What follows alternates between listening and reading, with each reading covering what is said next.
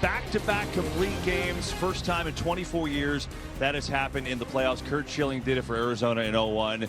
Unbelievable there. Will Smith, obviously the big home run. And we say welcome, those of you who turned the channel from Fox, to those of you who fell asleep on the couch and you woke up and there's baseball on. Hey, we're here with you now. Derek Jeter is here, David Ortiz, Alex Rodriguez, and I'm Kevin Burkhardt.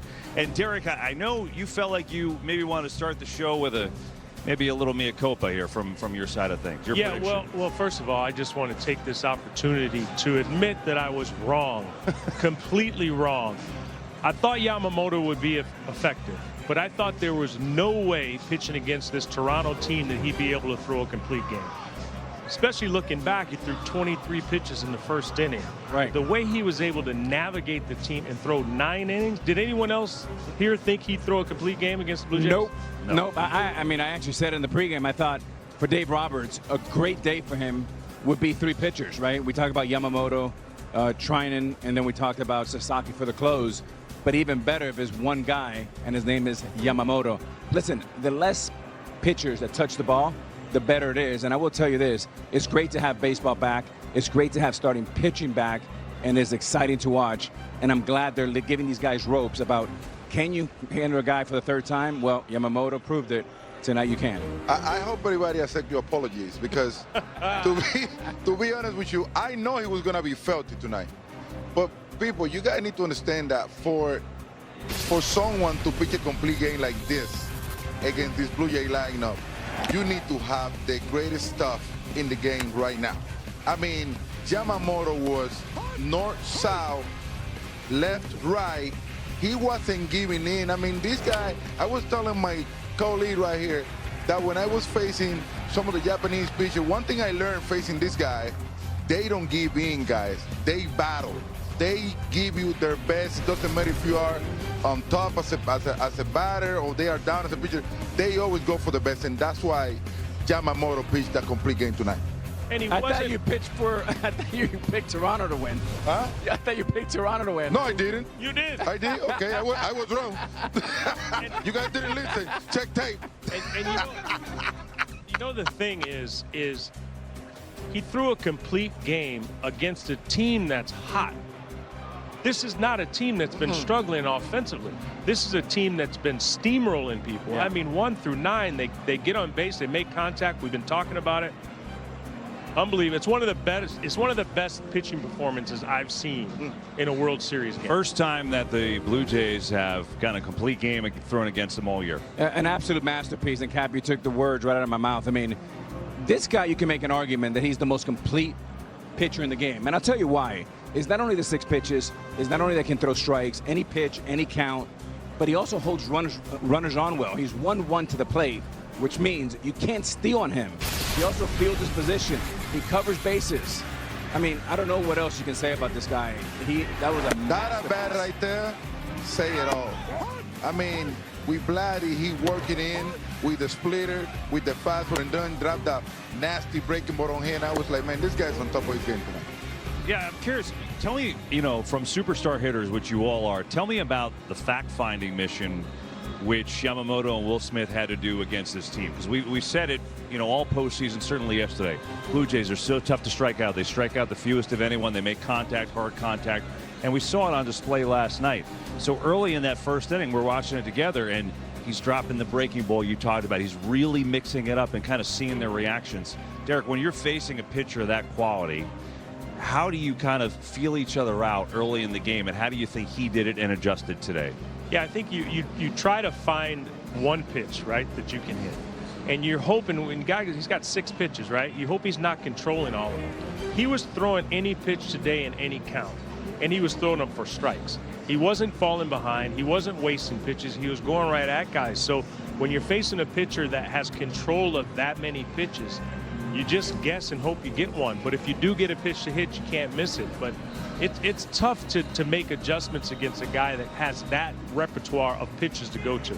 I agree with you. I mean, you're talking about a guy that has 6 different pitches. He was using all of them tonight, Kevin, at his best. He was throwing that cutter. That split was nasty. He dropped that slow breaking, and then he got 98 in his back pocket to use it both ways. So it's like you say, you need to expect a guy like that to make a mistake. And when he make a mistake, which he didn't as much tonight, you cannot miss it, because if you miss it, you can be in a lot of trouble. Yeah, I think, Kevin, I mean, I wish I knew, because the truth is when a guy's like that, nobody's hitting him, right? You might get a hit or something like that, but it's so limited in the way you can score against a guy like this. You know, there's some pitchers, for example, if you go back to like the Dwight Gooden days, right? Long time ago, but if you got on base, you can steal second, maybe you can steal third. You're not going anywhere. You're paralyzed at first base, and that's a problem. You know, Reggie Jackson used to always say, when you have a great pitcher, don't leave the ball in the net. And that means exactly what you were saying, Cap. You got to put the ball in play and maybe cut down a little bit, almost take like a one-strike or two-strike approach right from the go. Yamamoto retired the final 20 hitters that he faced, final 20. And how about the last 8 innings? He threw 83 pitches total. 83 pitches serious? total the last 8 innings of the game.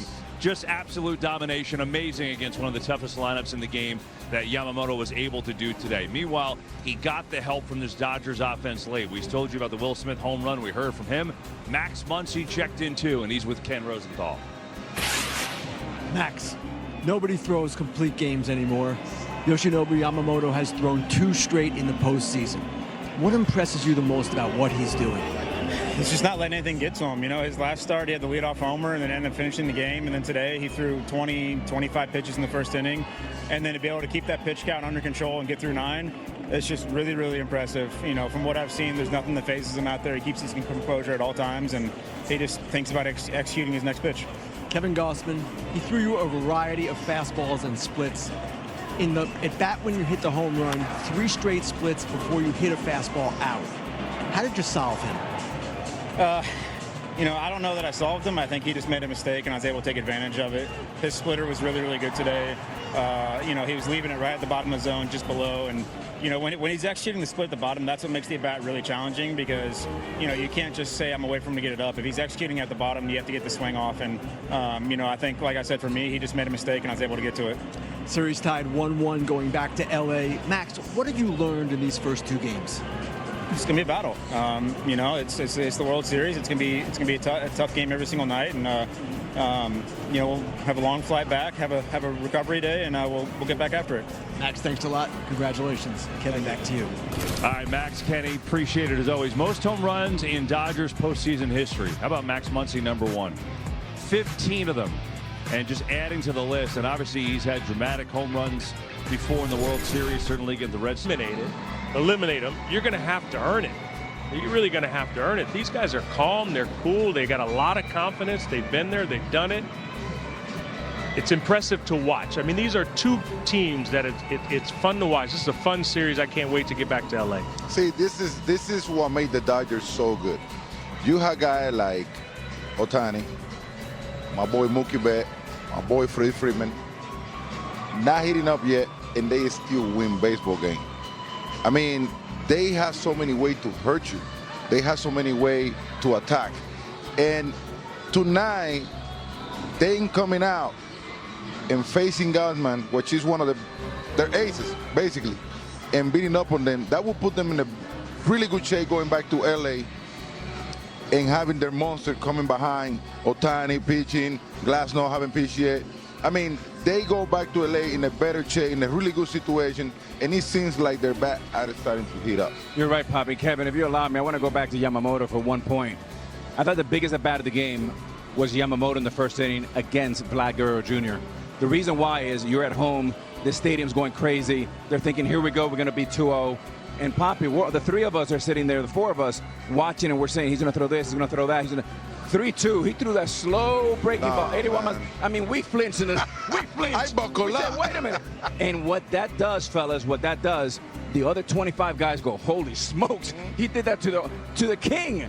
What is he going to do to us? So it was not only a strikeout, it was a momentum changer. Yeah, they certainly had an ability to put a crooked number on the board in the first inning. You're right. Silenced them, and they had a little bit of traffic, and then obviously retired 20 in a row. It's just, I agree with you guys. It's nice to see starting pitching back. First playoff game in history where each starter has retired at least 17 in a row. That was some good stuff tonight. But Yamamoto was a little bit better. Dodgers hit the home runs off Gausman. And we got a series, bottom line, now Game 3 coming your way from Los Angeles on Monday.